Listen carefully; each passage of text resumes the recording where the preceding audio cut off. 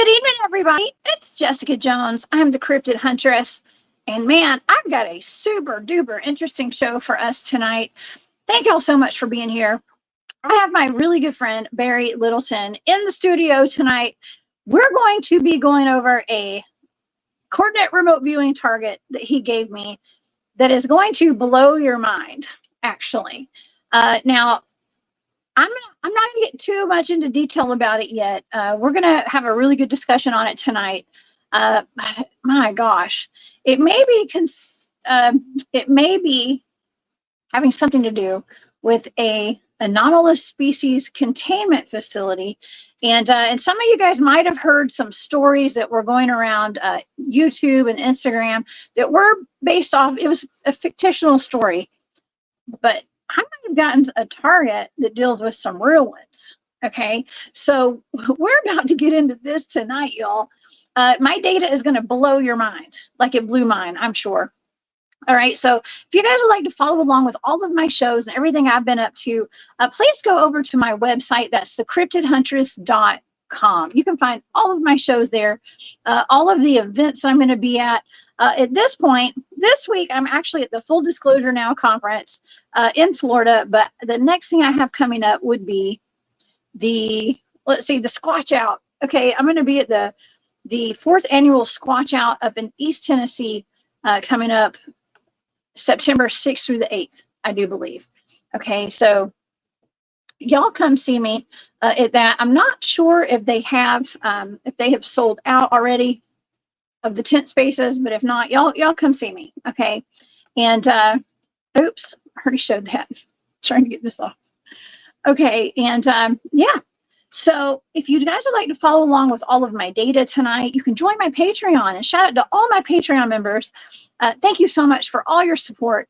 The data is in my Patreon right now. So you guys go find the data. All the raw data is there. And yes, it's data. Because that's what remote viewing is. It's getting data. Okay. So that's why I say data so much.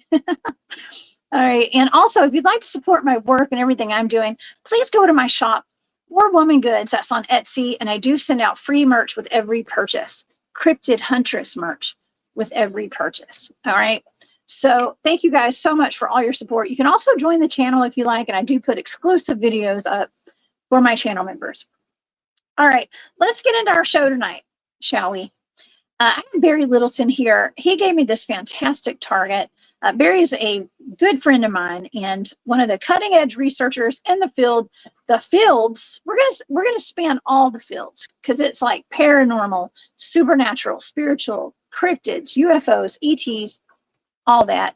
And I bring Barry on quite a bit. He's one of my favorite researchers out there. Please help me welcome to the show. You guys go subscribe to his Patreon and his YouTube, Barry Littleton. Hey, Barry.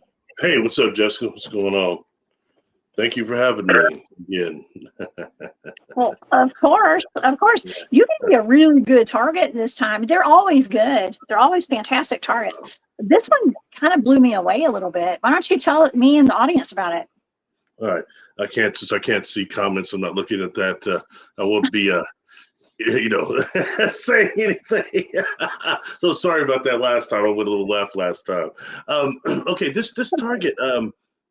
You had mentioned that there's this fictional person on YouTube that does these stories, and that kind of I'd heard one of them. I heard that one, and it kind of jarred my memory. And and I'm trying to remember because people crucify you if you get things wrong. But long ago, I had heard on Art Bell, I believe was the first place, people talking about anomalous containment facilities for cryptids and for unknown species and these chimera type things that we talk about all the time. And they were saying that it goes back like hundreds of years, even to almost biblical times. So I've always found that very interesting. When I think about who it was that said that, the people that come to mind are one is William Cooper, and his book, Behold the Pale Horse. I want to say he mentioned something about that in there. Another one is Phil Schneider, the underground base guy. I want to say he talked about that too. And then I think those are the main. Oh, also Robert Dean and Clifford Stone. I want to say they mentioned these containment facilities also. And when you take that and kind of correlate it with also the information you've done on other targets, even that you and I have done, that bring up these labs, these underground bases, and all these things. I mean, I think where there's smoke, there's fire. So the main reason I gave you that target, and recently they were calling it Pandora's box, but I gave you that target, and actually for these facilities, one that to see if they actually exist. That was the main thing, to see if this actually exists. What we hear is true, and there's no better way than do that and give it to you as a blind target, right? Because if it's not true, Yeah. you won't see anything, or the data doesn't amount to anything. This one was anything but. Yeah. Well, I got some interesting data out of this target.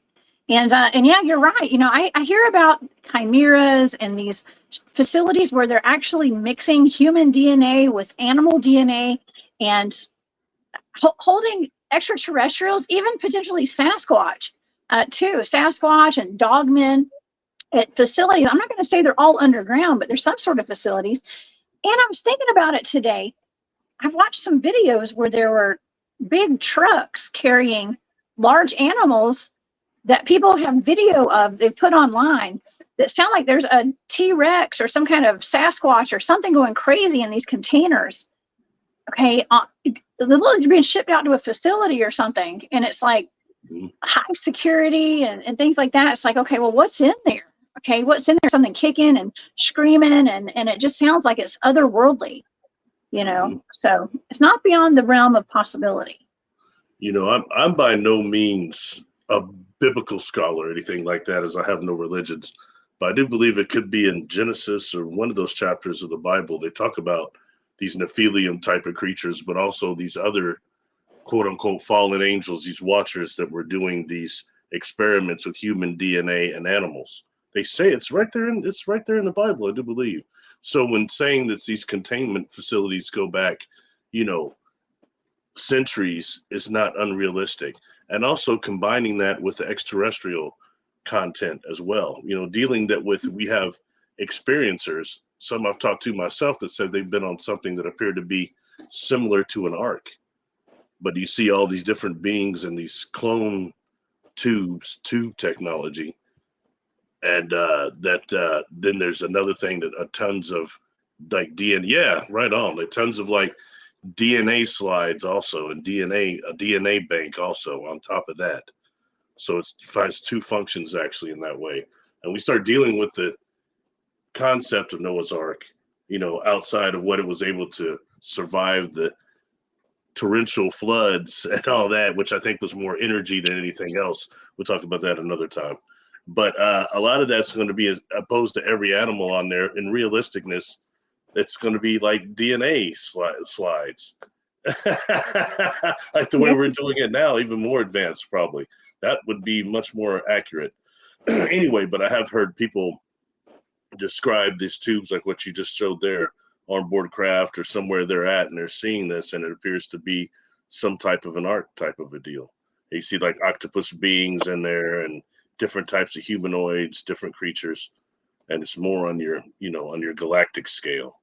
And when start really dealing with galactic life, just the Milky Way alone, saying that what do they put it up to? How many billions? Is it almost a trillion stars they're saying now in the Milky Way?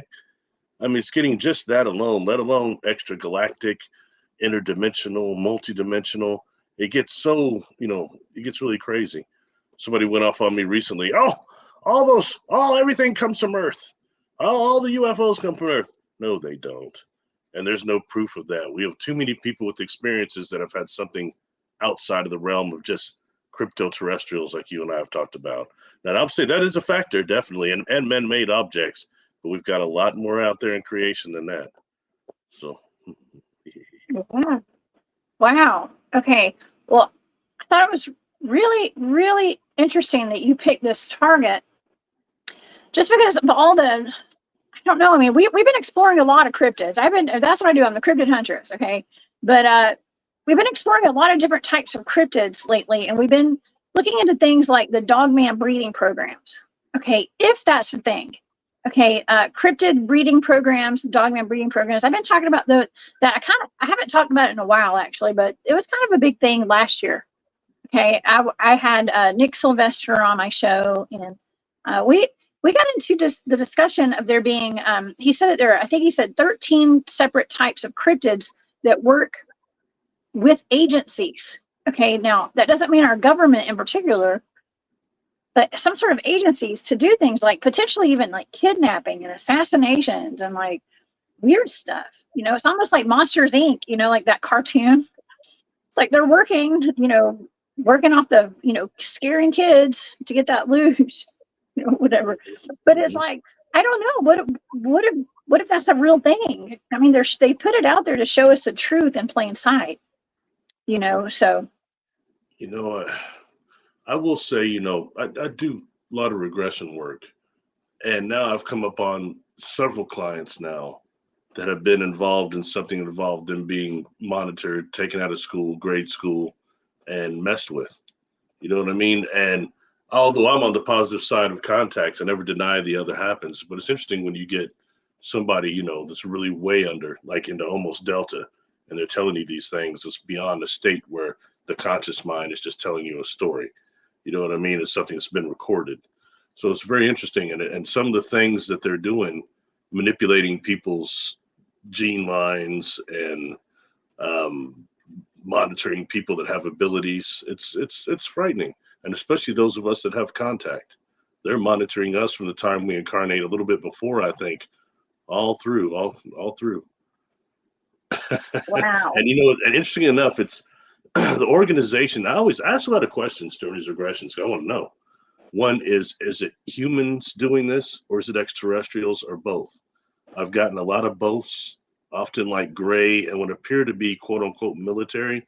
When they describe the uniforms, this is some sort of other agency, you know, that's doing this work with these extraterrestrials. They normally have these black uniforms. I've not been able to get assembly yet, and maybe I'll just leave that alone. Anyway, but you know, anyway, but it's very real. So Yeah.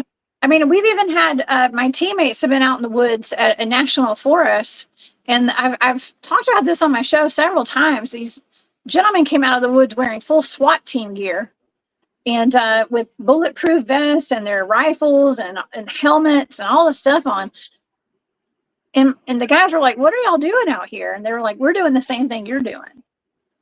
Okay, so you know, I know people personally who claim.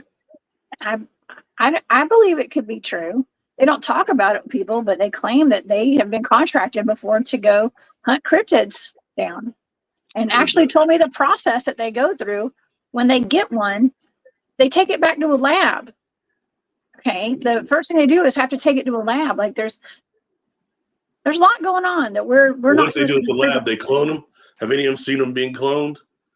You know, I sent you a while ago. It was gosh, I can't remember where it was even from, but it was the person that said they watched this helicopter come up and drop a big crate, and this type of odd aggressive Sasquatch was in there with these glowing eyes, and they were letting it out, and obviously letting it do some sort of a training on some type of a. It was almost like a field, some you know like a field test they're allowing this thing to do. And I mean, it was quite interesting the way this individual described it. Some sort of hunter that just saw this by chance, terrified, and watched this thing going around watched it for a long time. I sent that to you. I just can't remember who it was that posted it. Oh my God. Okay. I just thought of something too, Barry. I don't mean to interrupt you. Okay, so when I had remote viewed a couple of years ago, I had remote viewed the beast of the land between the lakes. And in that data, the data said whatever I was looking at was let out to feed.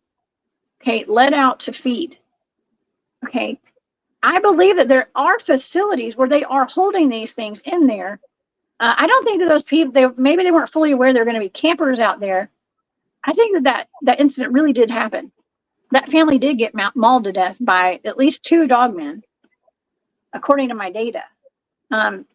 But there's facilities sprinkled all over the United States Okay, and this is just from all the dots finally starting to connect, and us doing all these targets and us doing all this research and talking about it, meeting people and interviewing more people.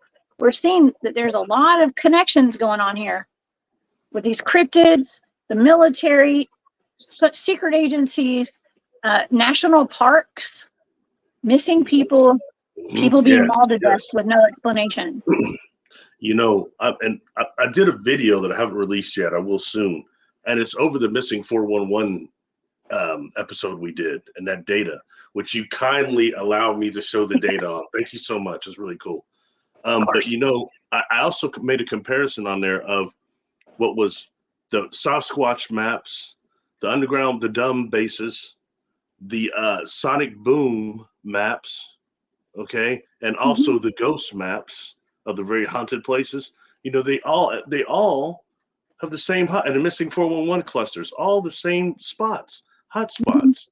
And during that the remote viewing you were doing that as a blind target, you started talking about certain places. It's on the data that is around in Nevada. You had no idea what you're looking at, but you're telling me that stuff. And he started tripping me out when he said, I feel like I'm under the Vatican. I said, well, this is getting heavy. Sometimes I bite off more than I can chew on these quote unquote blind targets. Yeah. Well, I said that it was, I was feeling like I was either under the Vatican or Fort Knox. Okay, Fort Knox, because the security was so tight. Whatever that was, they were guarding it like Fort Knox. You couldn't get anywhere near it. Okay. But I had those charts that were actually, you could tell they were going down, like people were taking stairs down, down, down, down into something. It's Mhm. down underground. Yeah. And that Yeah. you had downward spiraling, meaning that, and you started talking about submarine passages, and what you're dealing with some type of aquatic portal system that's getting people there and getting them out, and it's somehow connected to the water deaths.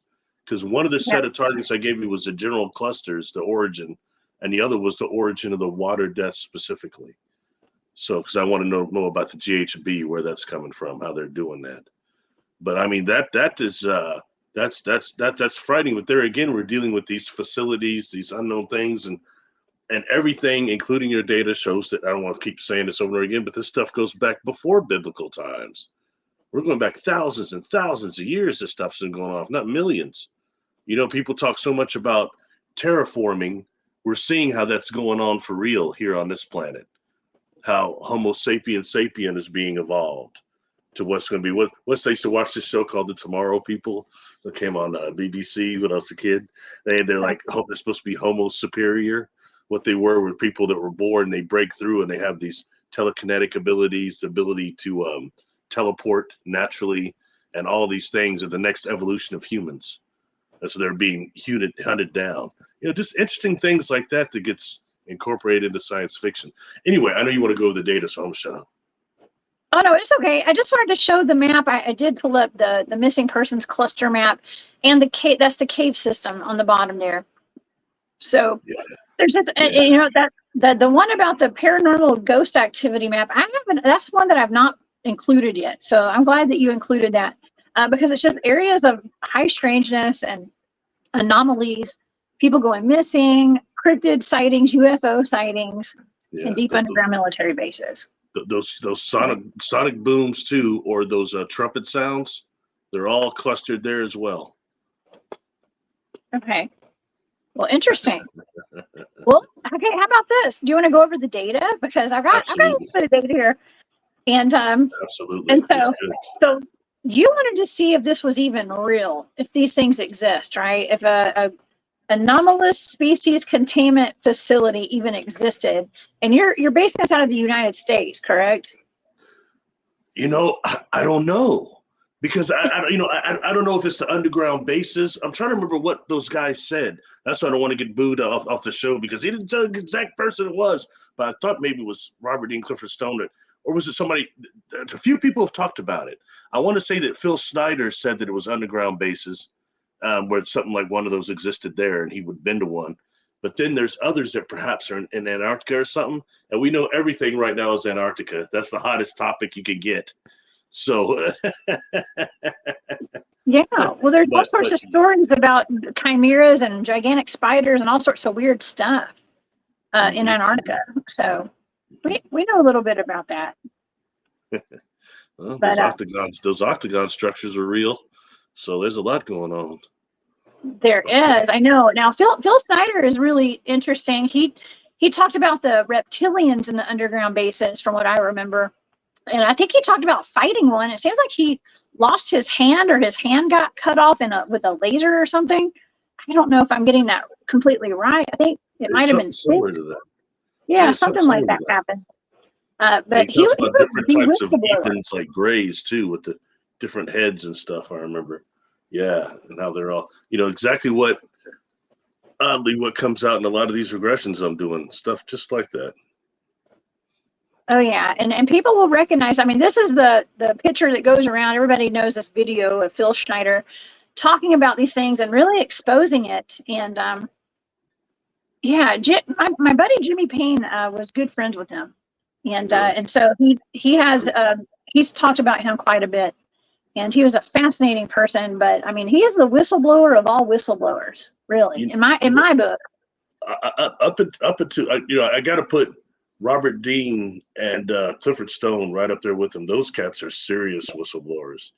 Thing is that Phil Schneider, and your friend could probably attest to this. There are other videos of him out, several that, like, before he had kind of died, and even after, and now they're gone. You can see just that one where he's talking at some conference for a couple hours. I don't see any of those other interviews with him or the information. It's kind of like Ray Crow.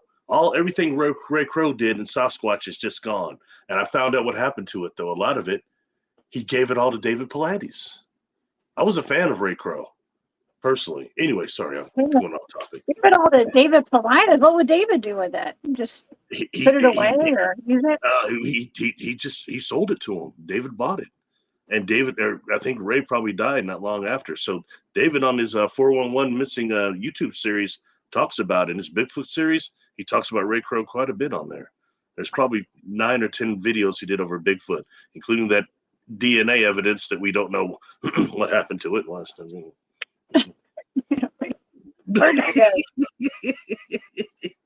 Yeah, I mean, if he got that crime robot that I think that's in your state down there that's convicted all those people. That and that video I did it's called Bigfoot Evidence on my channel under the Bigfoot playlist. I go over that robot and what it is and how it's connected to GenBank and all that stuff. So it's just real interesting, but we didn't hear much more about it. Anyway, I forgot about that. Yeah, I forgot about that. Oh yeah, we got to get to the data. All right, here we go. And yes, this is in my Patreon. If anybody would like to follow along, you can join my Patreon over there for access to it. Okay. Okay. So I have to tell you, in this target, I was straight up seeing what I sent you a text message. I was like, did you give me a target of feline extraterrestrials? That's exactly, for most of this, they were hypnotic. They could hypnotize you. Something could hypnotize you because I wrote hypnosis, but I kept writing down feline, cat beings. Okay.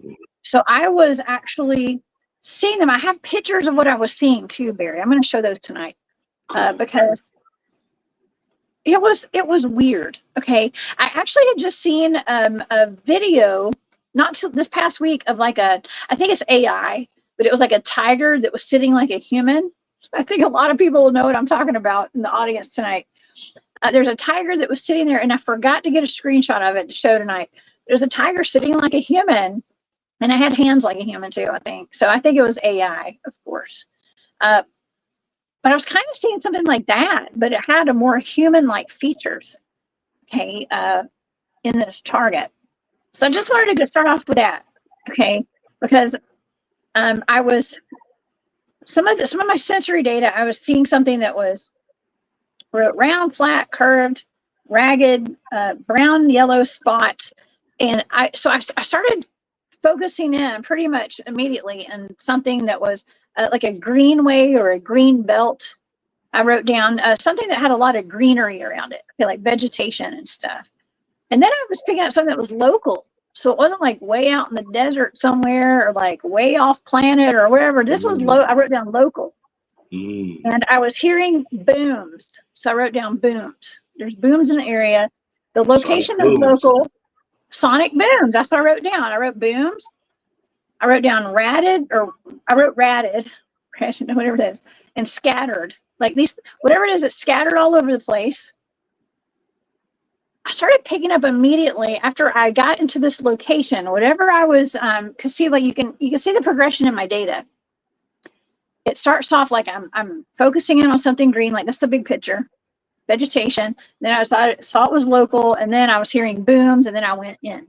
Okay, and I was seeing something in this area that was bipedal. It had big muscles, big, very muscular. And it was, I wrote down an animal of some sort. So I thought what I was seeing was an animal, but it was bipedal. Okay. Then I was hearing like sorted out, like we gotta sort it out, sort it out. Go ahead, Barry. It's just a question of, could you associate this animal with anything you've seen or seen depicted anywhere? Yes, absolutely. Because the next thing I wrote was Mr. Mistopheles. And people who have seen Cats the musical will know what I'm talking about. Okay, so what? Oh, okay, this is feline too. I see what you're saying. It's all feline. I was unfamiliar with the reference you used. Mr. Mistopheles, yeah. If you have seen Cats the musical, there's and this is what I was okay. So this is from the musical. Okay, look at all this big hair and stuff. So what? And I know these are Broadway actors and actresses performing. Okay. But this is what I was seeing in this target. Okay, this is Mr. Mistopheles, by the way. Okay, on stage. I used to sing like Broadway stuff and do musicals when I was younger, and so I'm very familiar with this. But I was seeing a cat person. It was a human that looked like a cat. It wasn't human. It was a cat, but it looked like humanoid. Okay, and I wrote down feline, and then I heard stand back. Okay, y'all, this is a blind target, by the way. Okay, this is a blind target. Coordinates, that's all I had. And I'm hearing stand back because of hypnosis. Okay, I heard that video. Like I was listening to that video that you sent me of that thing that's a fake story. It's fiction. This is in there. Okay, like the hypnosis. Like I didn't want to look into his eyes because I was going to be hypnotized by a reptilian. Okay, whatever I'm looking at in this, you have to stand back because it will hypnotize you. That was in my data. All right. But I was seeing, okay, so I'm going to show some other pictures because this is similar to what I was seeing. These cat extraterrestrials is what I had, the way I described them. That's exactly what I was looking at. That particular type, what it brings to mind, and our friend Dennis Carroll, I'm sure would appreciate this because he's a Doctor Who Tom Baker fan like I am. Okay, at the end of Tom Baker's run, there was an episode called Warrior's Gate, and it dealt with these feline humanoids that had the ability to travel between interdimensional temporal portals without technology. Yeah, that's Doctor Who right there. Now that's the newer thing there, a little different being, but these were called pharaohs, but I mean still the same. And for me personally, the representation of a feline that I've always appreciated was long before he was Hellboy. Ron Perlman played Vincent on Beauty and the Beast with Sarah Connor, Linda Hamilton. It was a killer show. But the makeup on him, even for that day, I mean, you think Hellboy is good. I mean, that was great makeup as far as the feline being goes. Yeah. Vincent. Somebody's going to remember that one, I promise you. I know. That was the 1980s, right? Yeah. Real quick, let me just throw this in because I'll make sure you get back to the data. I do not want to interrupt. When I went to that Ascetti Ranch the first year, I had so many things happen that it blew me away to where I got invited back in 2017. I did a professional regression. Somebody regressed me. I had to know specifically on that place what I was dealing with and everything. And, the first night I was there, I had these ships I was standing on the field by myself. People left me out there in school, whatever. But these ships are kind of dancing. They're coming really close. It's late at night. And I try to tune into these things when they're there, okay? and I couldn't seem to get through. But nonetheless, in a situation like that, your superconscious and subconscious records the stuff. You have encounter if there's something going on there, on that vibration. So I did a regression towards it. And what I saw, I wanted to see what was on board that craft. And at least the big one that kept coming close. And I look in there, and when I'm seeing this, the regression, it's a feline being standing around something that looks more like a cauldron, kind of.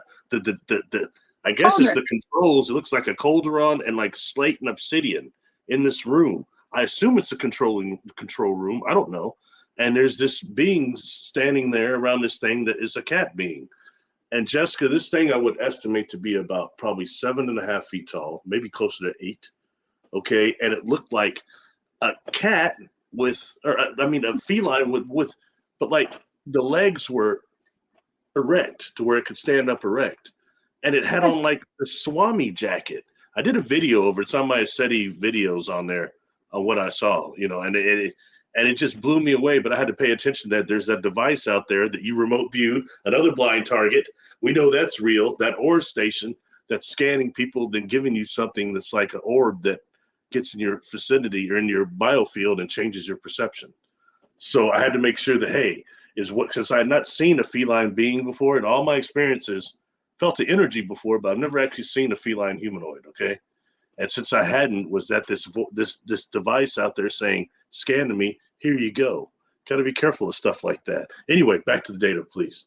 Oh my God. Well, I'm just looking at all this data, and it is so spot on for what this target is. So spot on. Okay, so the drawing was incredible. I'll show the drawing. Okay, here's the drawing. Okay, and look, that looks like somebody hooked up to something. Yeah, it does. Well, what I was seeing, I'm not Picasso. Okay, like I'm sketching. This stage 3 remote viewing, coordinate remote viewing is a sketch, and I was sketching. What I was seeing was a tiger looking. It was an orange, and I actually wrote down yellow, brown, and yellow with spots. Okay, I was seeing brown and yellow with spots. It looked something kind of like this. Okay, it looked like that, but it favored more of like something like from the musical Cats. Okay, so I picked this picture because that woman in the middle they all have their hands up, but the lady that's in the very middle with the orange cheeks right there with the white hair, yeah, that's what I was looking at. It looked like that, but not as pretty. Okay, it was more animalistic than that because that's a human, of course, in a costume. It looked like that. Okay. Do you remember Shatara from the Thundercats? I love the Thundercats. Okay, I love the Thundercats. Yeah. Shatara, or maybe Wily Cat. Remember that? Yes. Yeah. Are those Lyrans or something? I mean, it's a type of. They're Lyrans, right? I've heard that. I've heard that. That I don't know how much that is New Age versus. There could be felines throughout the galaxy for all we know, but I always hear they're associated with Lyra, and also some of them associated with Sirius also. Okay. All right. Well, okay, so let's get back to the data, because the last thing I talked about was I heard stand back, and then I wrote down hypnosis. Okay, stand back, hypnosis. And then I wrote down upright, because what I was seeing I was still seeing this, what I thought was a feline extraterrestrial. That was in my AOL over here. Okay. My analytic overlay. I was seeing, that's what I drew, was a feline extraterrestrial looking Lyran, I guess you can call it. All right. So it was interesting because you said tall. That's in my data for this feline ET that you were referring to. I wrote down tall, long. Then I wrote down some interesting data. I wrote spread out, sectioned, and sanctioned, and controlled. Then I wrote down controller, and then I wrote down mask. Got data about a cover up, that there's a cover up going on. It's covered up, and it is a cover up, and I wrote covered up as well. And then I wrote down alien species. This is all a blind target, Barry. This is crazy, because this goes right along with exactly that little video that you sent that's fictional. But okay, and then I was feeling like I was outside at this point, and I I wrote down outside, outer space. So I was like peacocking on the word outer. So that's what we call that. And then I wrote down the very last thing that I wrote was beyond this, but beyond the realm, beyond the realm. And I think when I started off this talking about this target, I said, well, it's not beyond the realm of possibility, right? I said that. That was the last thing that I wrote on my data. So all this aligns exactly with like that video that you sent me today.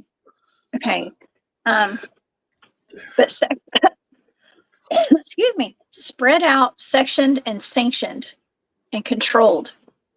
I That's think wild, you're right? describing multiple facilities there, and you're seeing the main one. And you Yeah. know, Yeah. I gotta tell you this in all honesty, okay? I never come on here and lie. Even despite what these individuals had said, giving you those coordinates, I thought maybe it just wasn't real. Okay, I mean, maybe, but you know what I mean. I didn't give you those coordinates thinking, oh, this is a real deal. I was super skeptical, and I didn't think you were going to get nothing out of it. And then you did, and it's like, wow, okay, you know. So once again, I was unprepared for. So I'm blown away even listening to you go back over the data, even though I looked at it. I was looking at it going, whoa, you know what Me I mean? too. You can't fake that stuff. It's like You know what I uncanny mean? though. It's weird, right? It's really odd that like it's so on target to me. Like I don't know. I blow myself away with all the targets that I do. I really do. It's just it You know, almost doesn't make sense to me. something But I'm wanting to mention here, okay? And people say, "What do you do when you're doing that?" I get information all the time, all right. And one of them is to want me to mention that, quote unquote, when it comes to that ranch out there, they always talk about how their cat beings out there. That's why I was leery to say to that machine project that to me, but that they actually protect the portals out there around that property and around the mountain. And when you start going back into some of the Hindu texts, they talk about the cat beings. They talk about protecting portals too, and holes, wormholes, black holes too. So I think it's very interesting when you correlate that to what you saw too. okay, cats are the keepers of the portal, and that's domesticated cats. Okay, they have always been known to be the keepers of the portals. They protect the portals. So how many of us have cats who stare into nothingness, but there's something there that we just can't see? I've had all my cats did that.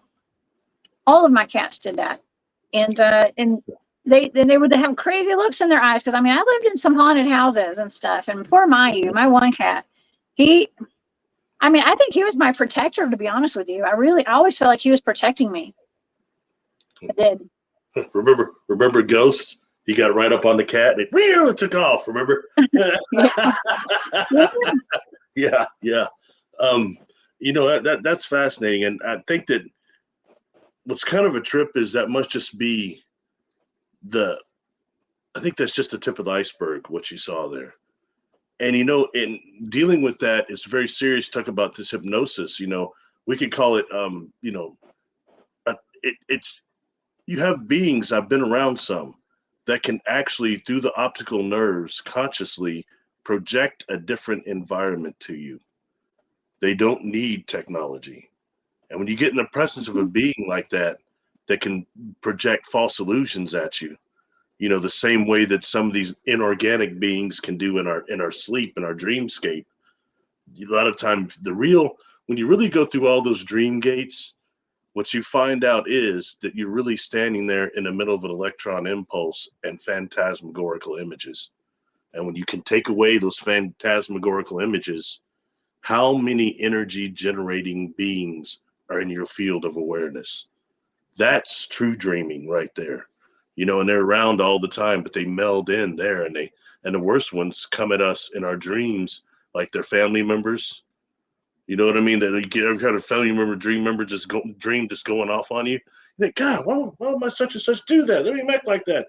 It's the other times it's organic beings. Some of them are very aggressive, and they're very present in our dreamscape. Anyway, sorry, I don't want to get off target. We're talking about Earth basis.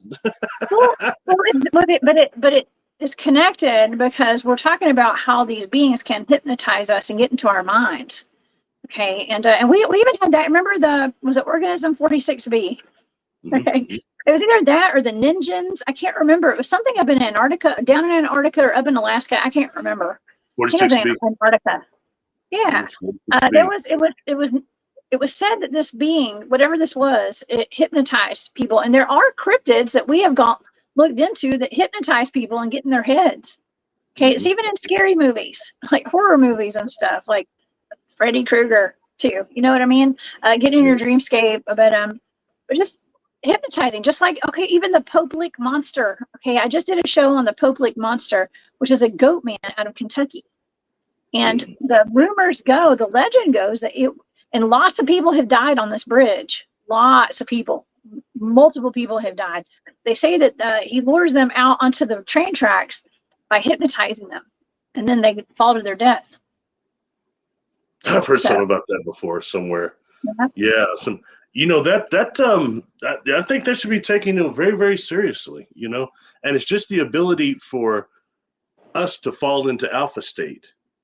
It's very easy. And like when you start really studying hypnosis, you find out you have all these people say that they can't be hypnotized. But the truth is, it's so much easier to take someone under than you think. It's super easy. You know what I mean? And and it shows a lot how our brain can be entrained and things like that. And, I've got in fact, what this is called, and I've got this on my channel. It's underneath. Go to Negative Inorganic Beings on the playlist. And one of the videos is called Alien Mind Scans, and it's a technology they use, and some of them do it consciously, which is when they actually scan you. They do an immediate scan, a brain scan on you, and they scan you, and they know a ton in your head. And it's scary because when you deal with real demonic forces, and Dennis Carroll will talk about this, I'm sure, is that they get into your mind and they find your weaknesses and they promote things that are negative, negative, negative.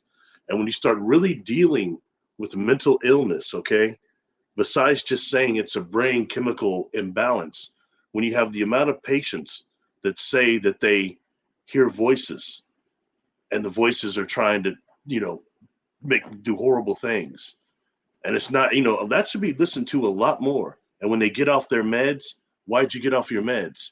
They'll say, well, the voices told me that the doctor was poisoning me and that the side effects these horrible side effects are proof of it.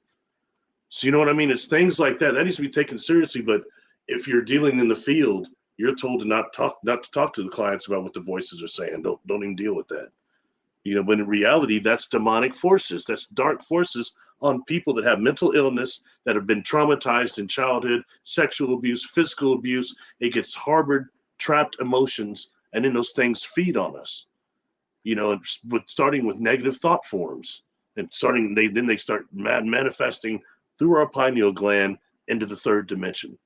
Okay, the pineal gland, our pineal gland, they use it as a wormhole, as a portal. Oh my gosh, that's wild. Yeah, and most people's pineal glands are completely fluoridated too, and like calcified and stuff, right? So, I mean, we got that going there, but maybe it'll block the demons. Who knows? Maybe there's something good out of it. Well, sometimes check out, like, in a mental hospital, a lot of the patients might be walking around wearing headphones or listening to Walkmans really, really loud, because they say the loudness of the music often drowns out the voices. But I mean, that's just somebody, like, I've worked around mental health, several years. So I've caught some of those things. You know what I mean? It's things that shouldn't just be written off when it's the amount of, I hate to call it demonic possession, but there's no other word for it. You know what I mean? These beings that are trying to drive us all, looking for trauma and trying to express that. And even earthbounds will do that, Jessica. I had an earthbound kid that was a younger one, and said on his way to college, he got in a car bus, and several of them died in this bus accident. And he said, then when on the other side after that, none of them were there with him. And he got away from the light, okay, because he felt cheated. And he said, but since I was going to school, my parents were like real strict religious, and I could never do anything. And then I finally got to get away. But then I died just before. So I started jumping on people that were going to school and being around places where people are in college. And what it was doing is pushing them to party more than they should. Go drink, go party, go do this, and ruining their lives. And then he tells me this real quick, and I'll shut up.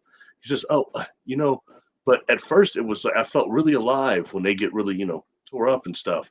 But then it didn't last. It started not lasting, meaning the same thing we get as an addiction as people. You start getting a good buzz, and then if you become an addiction, it starts wearing off. So then he tells me this. So then I started telling him, hurt people. God, that's horrible. When people get blackout drunk and they don't know what happened the next day, some people end up with somebody dead beside them in their house or something. I mean, you just don't know because something takes over. And yeah, I got to go through my little phase. As soon as I left home and I went to college, I had a lot of fun. Okay, I had a lot of fun at college. I had that little phase, but it lasted 1 year. And then I had to spend the other 3 years getting my grades back up, okay, and stuff. So it was a blimp in a little glitch in the story of my life, okay. But it was fun, and I experienced it. I never want to go back there ever again and do that because that was stupid, right? But it is what it is, and I'm sure I have been at that point. You don't drink growing up, and you don't do anything wrong, and you're like wrong. And then you go to college, and then you're just, you want to do all the stuff you never got to do at home. And I could see spirits attaching to people like that, okay, and stuff like that. But and it's the stuff that kept them from crossing over. If it's an addiction, wow. They get into their body and they start expressing themselves as behavior patterns through the client. And I mentioned before, I won't go into this again, but one of the earlier ones I did, the gentleman told me when to cross over because he couldn't go in the light and get another drink. That's what he said. Oh my God. And then he said, and the client he was on, he says, she wasn't having a good time, social anxiety in a bar. Okay, the individual has that. So I joined with her to teach her how to have another drink. But boy, she can really put them away. And when I get her to get so drunk that she blacks out, I feel the most alive. That's terrible. Okay, well, let's get back to like the mind control aspect of all of this, okay? Because when it comes to cryptids or anything, okay, that's why the head of my research team decided that it would be a good idea to teach our entire team remote viewing, okay, and all the mind control techniques that we have. And he's a hypnotherapist just like yourself, Barry, and he's able to hypnotize people. One of the guys on our team, he can hypnotize them with a snap of a finger, okay, anytime, just about. It's really funny. It's the induction. But yeah, so we have a good time learning all this, and I kind of joke and laugh about it, but it's serious. And the reason I think part of the reason that he did teach us remote viewing is to be able to control our minds when we are having an encounter with an extraterrestrial of some sort, or even a Bigfoot, because there is, you and I both know, Barry, we both had ET contact up close and personal. You're not always fully aware of what's going on around you. It's hard to remember exactly what happened sometimes. Every single time I've had contact with an ET, every time I have fallen asleep, and I couldn't stop myself from falling asleep. Okay, so it's like you see it, you realize what's happening, and then you go to sleep. They put me to sleep somehow. It's like they put me in a hypnotic state, and I fell asleep. And it's happened more than once or twice. Okay. And so, but here's the thing, like if you can learn to control your mind, if you have more brain power, if you have more mind power, not to control their mind, but control your mind, maybe you could stop it. And so I would think that, it seems as though these containment facilities could very well exist. Okay. And I would think that our government agencies, whoever this is that has these, they are fully aware of the dangers of the hypnotic power and the brain power, whatever's going on with these, whatever's in there, if it's feline ETs, Sasquatch, reptilians, there's got to be some kind of helmet. There's got to be some kind of technology. And I wrote down mask. I actually have the word mask written down here. There's something that they have to put on to prevent them from hypnotizing them and putting everybody that works there to sleep. Hey, Jessica, why do you think, because there's got to be a lot of beings there in multiple containment areas or whatever, why do you think you were so drawn to the feline being? Why do you think that is? That's a good question. I think there's no coincidence. They probably were able to, they're probably waiting for somebody to spot them. Okay, maybe I have a connection to them. I don't know. I do have I do have a lot of Egyptian roots of some way. Okay, I wear Isis every day, and also Sekhmet, and all of the goddesses of Egypt. Um, You kind of so look like Joanna Cameron. Used to do that show called Isis. That was probably before your day, before mine it's almost. before my time. That was before my time. Okay, but I have a connection to ancient Egypt, and I believe that ancient Egypt might have actually been right here in the North America too. I don't know. There's a lot of ancient Egyptian settlements here. We need to look into that some more. Okay, we really do. I think there were a lot of settlements here. Australia is where as well. They found Yeah. a lot of the Aboriginals have artifacts that show that there were Egyptian settlements there too, and that they were doing trades with them. But that's a great question though, because I honed in on specifically this one feline extraterrestrial. Okay, and I call it extraterrestrial because I didn't know what else to call it. It looked like one of these right here. Okay, it really did, except for not with the 80s hair. Okay, Jessica, what kind of feeling were you getting from it? I wasn't getting like a desperate feeling from it, but I do remember when I was looking at it, it was kind of like, this sounds terrible. Like I drew in the drawing, I had its hands up like this. It was being detained or like held back or something. Like it didn't want to be there. Okay, whatever it was, it didn't want to be there. And I could tell, 100% I could tell. And maybe I can go back in and do a deep mind probe on it. That's something I should have done. I didn't do that because I thought I didn't know if I was completely off target in this one, and I shut it down because I was like, God, this is so specific. I was like, I'm so specific on these feline extraterrestrial looking humanoids here. I was like, I'm probably so off, but I actually was on target. I didn't know it. Oh yeah. So I could always go back and have a conversation. Do it. We can deep mind probe anything that's in there. Okay. But do I mean, and I was gonna say, do I want to? Not any of them. But that one, maybe it was because that was the safe one for me to communicate with. I tried to give you a target that I thought this would be a little more fun. I still feel bad about the missing 411 thing, and this is just as far down the rabbit hole as that. For the most part. Hey, I didn't get sick on this one. I didn't get sick at all. I'm just, because that's why I didn't stay in it very long, because I do like a touch and go kind of. This was kind of a touch and go. All right. Yeah. I got a couple pages of data, but that's some powerful data for this target. Yeah. Yeah. Wow. I mean, that brings a whole nother thing between this organization and the feline races then. And like I said, I've heard there are multiple ones, like in Sirius. I've always heard Lyra. And I'm sure there's more than that. What's another one? Even Virgo, I might have heard before. Anyway, but I mean, just when dealing with that and what kind of relationship this planet, the people who run it anyway, have with that race, that's very interesting and negative. The one that I saw, because I feel like somebody's asking, to me, it looked like a lynx. Isn't it the lynx that has almost the goatee looking thing?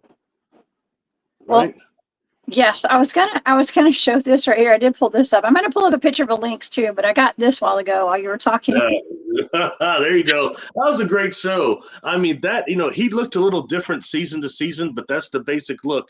And I mean, that is a true look of a feline if you've ever seen it.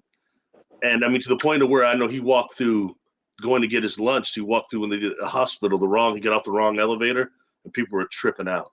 You know what I mean? So, but I thought that's some of the best feline makeup I've seen personally. That was long before the age of CGI. So, yeah, that was good for the 1980s. I used to watch that with my mom. My mom used to watch that show. Oh, really? So. Oh, cool. Yeah, it was a good one. And everybody just knows her as Sarah Connor. She did a good job in that role too. She did. I'm trying to pull up a picture of a lynx right now. So. I found one. Let's see if I can get it to pull up. Yeah. Here it is. All right. This is one that's just laying down. Okay. So I have so many things on my computer right now. It's a little slow. Okay. Here we go. There's a lynx right there. That's a little different one looking, but yeah, it's got that little. Yeah, it's got that thing. Yeah. Okay. This thing looked quite similar to that. It said it was a little different. It's the ones that not quite as hairy. It seems like. But I mean, but still, I mean, I never have seen anything like that. It blew me away. And what really got me was the Swami jacket with the high collar, a very high collar on it. I mean, it was fly. It's a jacket I would wear. It's too big for me, but I mean, it was just stylish. You know what I mean? Like something you would see a Swami or a guru wearing, honestly. Yeah. Yeah. Well, the thing that I saw, whatever I was communicating with, what I saw, I wasn't really communicating with it. I was just observing it. It did not have clothes on at all. I was seeing like it was standing up, and I was seeing its torso and its face and everything. So like it was on two legs, and its hands were kind of like up like that. So Did you see anything around it? Any light or any fluid around it, maybe?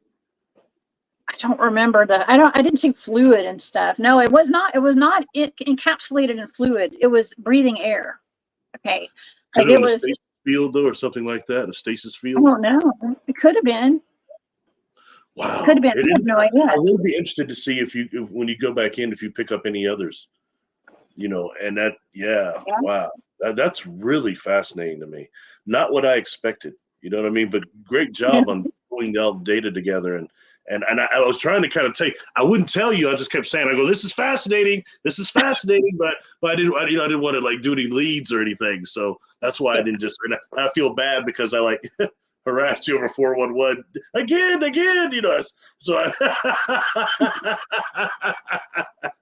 but That's how we get data. That's how we get the good data, though, you know, is just to keep kind of going in it and looking at different angles of it. That's what real remote viewing is. Okay, like that's what remote viewers do and the taskers do, and it's a back and forth, really. Real quick before we leave, I know we're running out of time. Real quick, can you kind of maybe just tell people truly how long you studied remote viewing? It wasn't just a workshop. It wasn't just a week or two. And what you've done study-wise is so much different than what most are calling remote viewing. And I just think and it's just important because I'm seeing it more and more the more I'm learning now. You know what I mean? And it's just not, I think just maybe just if you could just go over that a little bit. Yeah. I started learning remote viewing back in 2011. Okay, so it's been a while. And I've started learning with my team. The head of my team is an amazing remote viewer, formally trained. Okay, and like I said, I'm formally trained in it. Okay, and that means by the book. The way that basically the U.S. military, there are certain programs, like projects that worked on these programs with remote viewing, and I have been taught pretty much by the book. Those programs. Okay. And so I have been taught different modes of remote viewing. That's the one that I use the most is coordinate remote viewing, CRV. Okay. Or controlled remote viewing. I do energetic remote viewing. There's many different modes. Okay. Many different. And some of them, like you don't write things down. The reason that I do coordinate remote viewing for this show that we're doing, so that I can write it down. Okay. And I have everything listed. That way I can share it with our audience on my Patreon.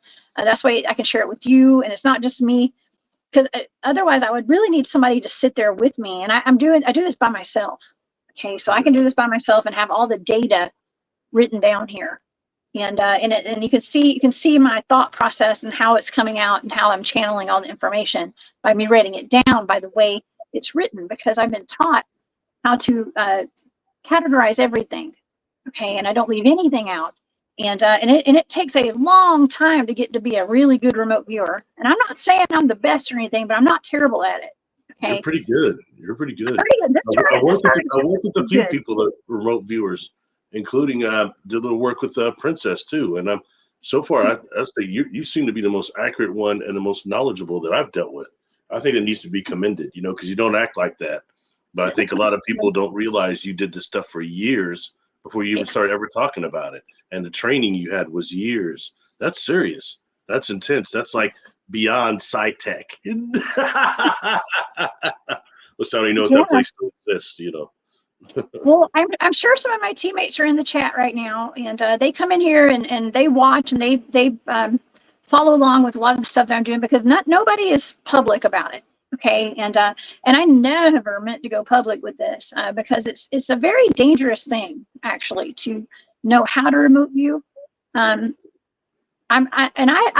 very selective. I haven't really even taught anybody. I have one friend that I did teach the first 3 stages of remote viewing to, and because I saw how selective the head of my team is on, like, only our team, but he also encouraged us to teach other people too. Okay. And, but it's just so intrusive. Like when you know how to be a really good remote viewer, you can pretty much dig into anything, like past, present, future, you name it. And so there's a lot of power in that. Okay. A lot of power. Yes. I'm very humble. Okay. And I don't think that I let on to people exactly how much training I have in this, but I have a lot of training in it. Exactly. And I can do it, but I don't wield that power like, I can do this and that, but I can. Okay, I can if I need to. And so, that was great, my friend. All right. Thank you. Well, exactly. I can. I had one guy tell me one day, he was like, I would never date you. He was like, I would never date you. You can see straight through everything. And yeah, I could, but but I also choose not to. Okay, like I choose not to. I don't want to go digging around in people's business. That's none of my business. I don't. There's a code of ethics, okay, within it, and I uphold that. And I ain't got time to be fishing around in private matters. So you just said I really don't. Was different that I've not heard, like the 3 stages or the 4 stages, whatever you said, of remote viewing. See, that's stuff that we don't hear a lot. At least there's more than that. Yeah. See, that's yeah, there's more than that, actually. There's 5 or 6 stages, depending upon how far you're going to go with it. It's usually 6, actually. But yeah, in coordinate remote viewing, yes, there's we start off with the first stage would be ideograms and automatic writing. The second stage is getting our sensory data and our analytic overlay data. Third stage is a sketch. Okay, 4th stage is more sensory data and analytic overlay, and then we go into the 5th, and it's like emanation, things like that. So it's all charts. It's like all written out charts and things like that. So and like I said, we do not when the information starts flooding in, when I'm given those coordinates, okay, I'm given those numbers, and I write down everything. We do not censor at all. So everything that I experience and I hear and I feel and I sense, I write it all down. Okay, and that's how and then I hand my data over to whoever tasked me with it. Okay, so and then they're able to, and that's what the government was doing. Our military's been doing it for a long time. I have friends who are like snipers and stuff in the military that have told me that they are assigned a remote viewer to each of their like units and stuff. Okay. Now, and that's why I said a lot of people are not public about it. Like I said, it's kind of dangerous, okay, to even know how to do it. And then you pile it on of like, I'm a cryptid researcher doing remote viewing. Okay, well, I'm probably watched a little harder because of that. If there's a watch list, okay. And an ET experiencer too. Okay, so, and all that kind of stuff. But anyways, here I am talking about it like it doesn't matter. Something I think behooves people to understand too is that somebody that talked about being trained to remote view before he went to the moon was Edgar Mitchell. And he wrote a book about that, remote viewing in ESP, I believe it's called. So they were actually remote viewing around the moon as well. You see, we don't hear about stuff like that. And he had started something called, I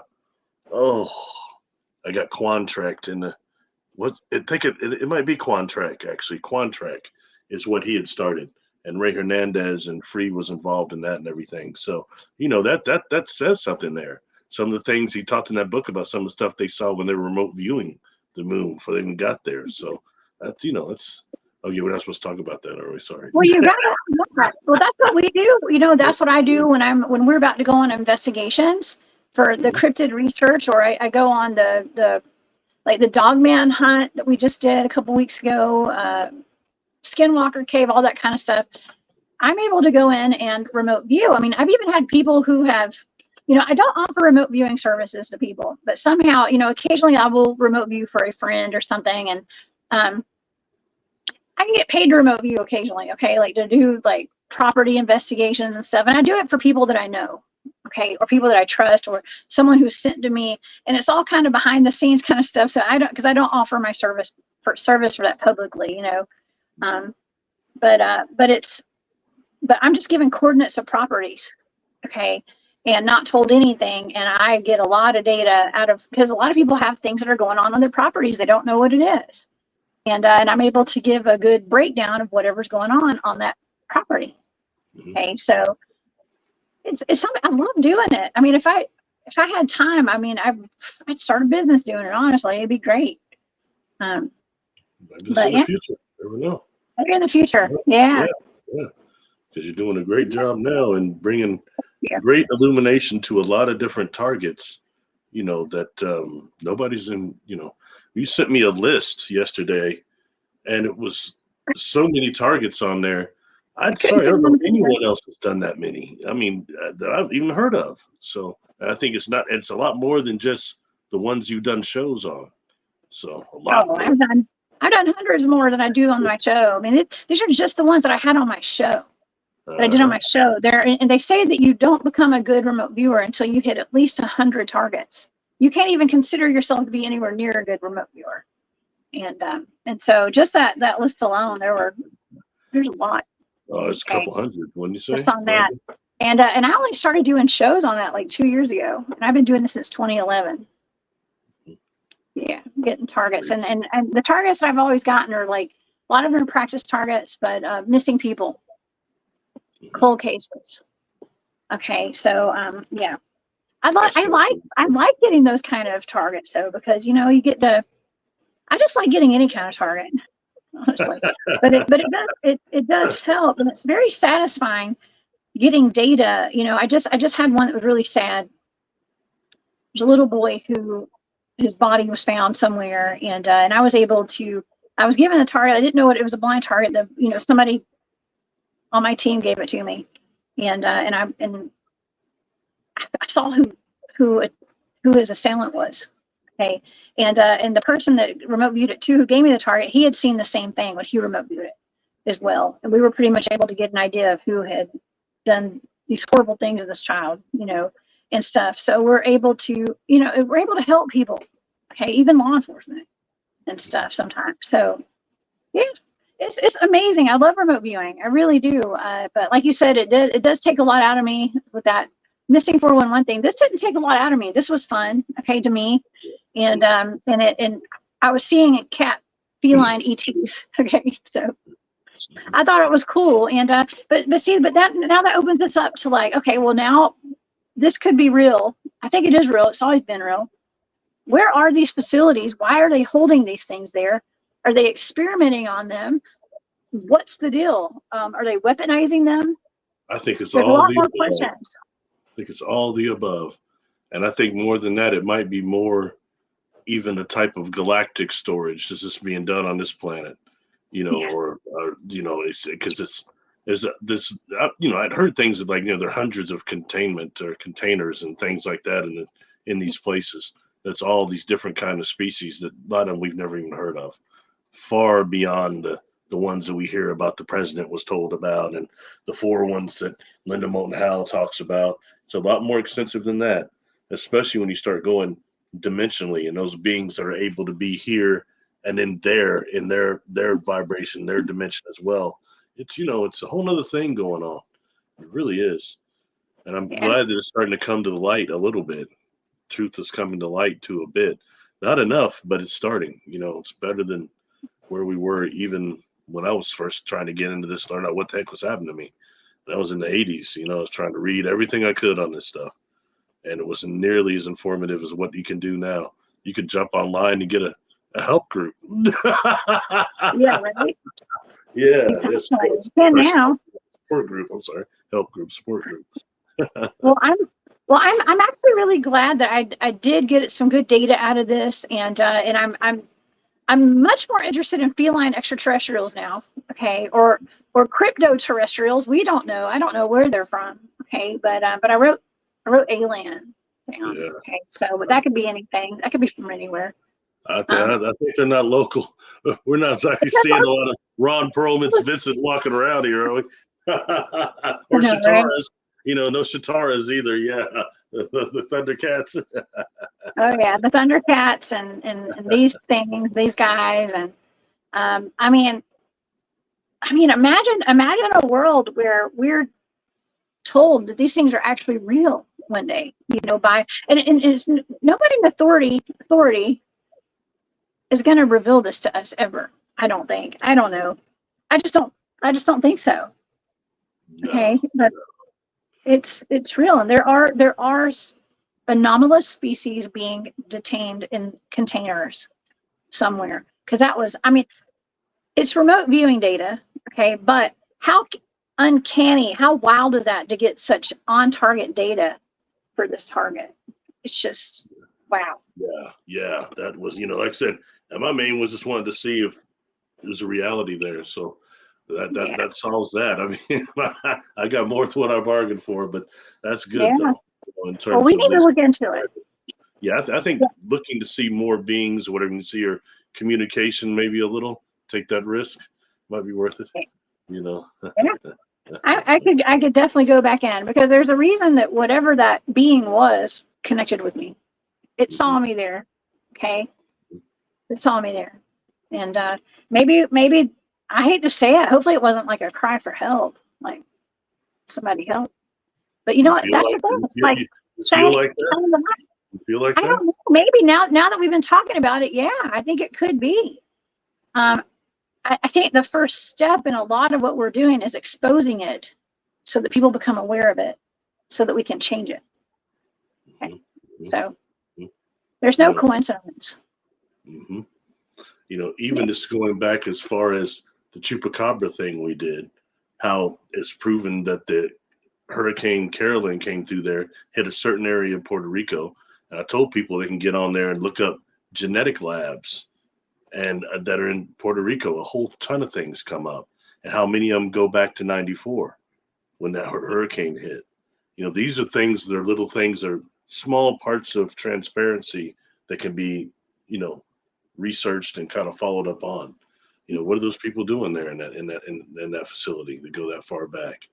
That's where a lot of this stuff is happening. It's very interesting, right under our noses for a very, very long time, longer than quote unquote humanity's have the ability to even think about this stuff.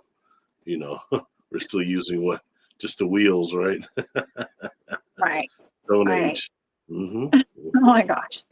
Well, man, I love it. I think we should definitely look into this a little bit more in the future. But great target, Barry. Thank you so much for being here tonight and for giving me that. Thank you for doing the target. Hey, something I want to say real quick. All right. By the time this comes out, you'll be well into the conference. I want everyone to know I've got several people that are going to be at the conference that want to see me. I'm sorry, but I'm not going to be there. All right. Some things came up. I'm just not going to be able to make it. So not comfortable. So I apologize for that. But those that are going, that want to meet me, thank you for caring. And I hope you have a good time and you knock your presentation out. You're going to do great. And I think it'll be a good time. Definitely. Good people are organizing that conference. So it should be a nice time. Yeah, I already did it. Okay. Because it was on Wednesday. This is Thursday. I love it. But yes. Hey, we're messing with time traveling. Yeah, we're doing the time thing. I'm a time traveler. Okay. And so yeah, it's I'll be about heading home by now. Okay. But anyways, Barry, I'm sorry you couldn't make it to the conference. And you got the Appalachian Starseed reunion coming up though, right? That's coming up. That's your next event. Yeah, that's going to be, gosh, I don't have it written down, but that'll be in August. I want to say early August, I think it is. 1st or 4th. Yes. Thank you for that. I should know that. Gosh. Yeah, thank you. Yeah, it should be a lot of fun, actually. I've not been to Appalachian Mountains before, so it'll be something different. I think it'll be a nice event, though. I'm honored to be invited to any of these things, so I enjoy going to meeting people and hanging out and chewing the fat, as my mom used to say. Yeah, that'll be awesome. That'll be awesome. And tell everybody about your Patreon and your YouTube. Y'all got to go subscribe to both, please. Yes, I'm on Patreon under Barry Littleton. I'm on YouTube under Barry Littleton. Please come over to YouTube and subscribe. Press the button, the bell, so you'll be notified. Sadly, my friend that does my videos has moved away, so I won't be doing any more videos. So last ones are coming out will be the end of them. But there's been almost 400 of them. It's been a great run. So I appreciate everybody's support on that, definitely. Maybe I'll transition to something a little different than videos now. They're being pushed in that direction. So we'll see what happens. Oh yeah, Barry's about to start going live. You better go start going live. It's fun. You're good at it. So yeah, it's just time to transition. Yeah. I don't know if anybody would tune in or probably be throwing carrots at me. No, they'll tune in. I'll tune in. Talking to myself on live. Oh my God! Just make me a mod, okay? So I can go in there and regulate. All right. I'm just I'll definitely have you on there anytime. It'd be a pleasure. Oh my God, I'm kidding. We have times to talk about all the time, you know. We do. We have some great conversations over here, and it's always fun having you on. So thank you, Barry. Some of our best shows are when we go off topic. So who knows? Oh yeah, we always go off topic at least by the end. We do. But you know, it always comes full circle, and we get everything in that we need to. And today, I mean, it still blows my mind that this data was so on target, and that I connected with a feline extraterrestrial. That just blows my mind. That's really interesting. I think that's really interesting. Yeah. And you know, you would think of all the beings that they have trapped, you wouldn't think it would be one of them. You know what I mean? Right. I know, right? You'd think it'd be like a Dogman or a Sasquatch, and they're probably there. They probably are there. But I connected with this. Yeah. Okay. Wow. So. Wow, that's pretty neat. Thank you for doing the target too. I appreciate it. Thank you. Absolutely. Oh my gosh. Anytime, Barry. I always got you, man. Okay. Well, you guys, please come back and see me on Saturday night. I will be on the hunt Saturday night, 10 p.m. Eastern. And I think I'll be at Space Out Radio on Sunday. I do have somewhere that I'm supposed to be, so we'll see about that one too. But you guys have a wonderful night. Thank you so much for joining Barry and I tonight. I hope y'all enjoyed it, and I hope you learned something. You guys be safe out there, okay? And thank you to everybody who showed up to the Full Disclosure Now conference. It was great seeing everybody. I know this is a recording, by the way, if y'all hadn't already could tell. I'll probably jump in the chat.